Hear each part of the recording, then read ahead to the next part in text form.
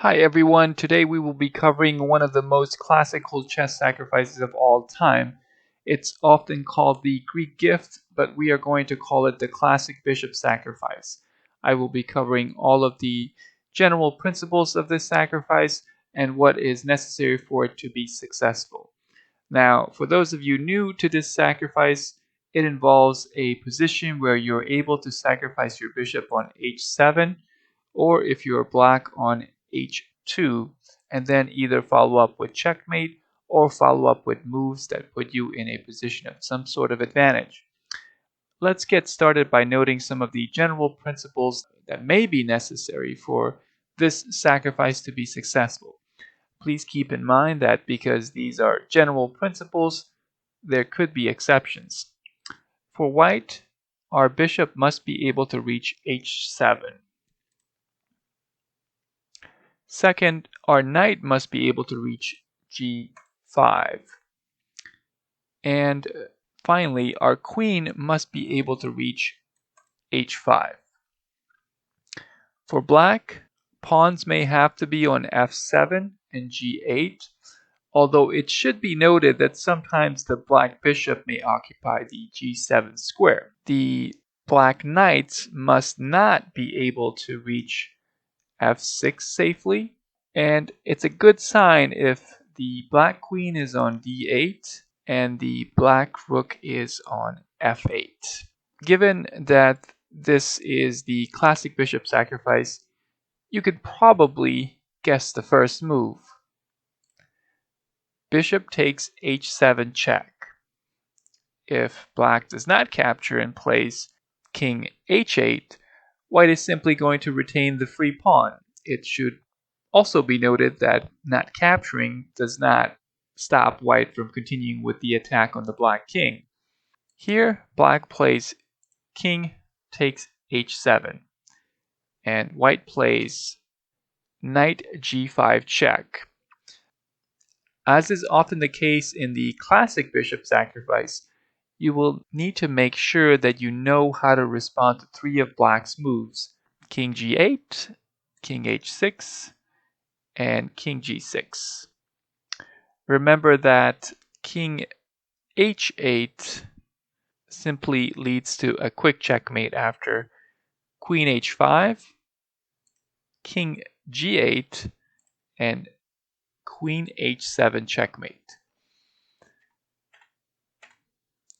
So the first move we will look at is king h6. This also leads to a quick advantage for white. After knight takes e6 check, white simply wins the queen. Remember that the king is in check and the queen is being attacked. Now, the next move we have here is going to be king g8, which looks logical. Here we're going to play queen h5, and black is going to play rook e8. As we can see, black does not have too many options here, and white is going to continue with queen takes f7 check, king h8, black's only move. The rest of the moves here are all forced. Queen h5 check, king g8, queen h7 check, king f8. It's mate in 2 from here, I'm sure you can see it. Queen h8 check, king e7, and queen takes g7 checkmate. So that was the king g8 variation. Let's go back and look at the king g6 variation.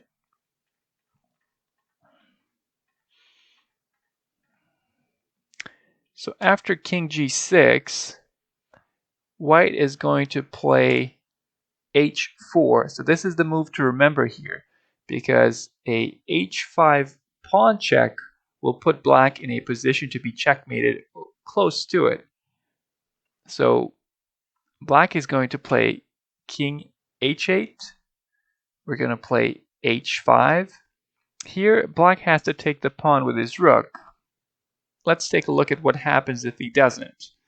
So if he plays, for example, king f5. It simply leads to checkmate either by queen f3 checkmate or by g4 checkmate. Another attempt by black is king h6. This loses the queen to one of the two discovered checks by the knight. For example, knight takes f7 check. White is winning the queen and the game here. You can see that the c1 bishop is checking the king and the knight is attacking the queen. So let's look at rook takes h5. White is going to play queen d3 check. And here black will play f5. Let's look at an alternative here. King h6. If this happens, we have two ways of checkmating the black king. One is queen h7 checkmate, and the other is knight takes f7 checkmate. So clearly king h6 does not work. So f5 is going to be played, and white will play e takes f6 check and passant. King takes f6. Now if black decides on king h6, again this leads to a checkmate with white playing queen h7 checkmate.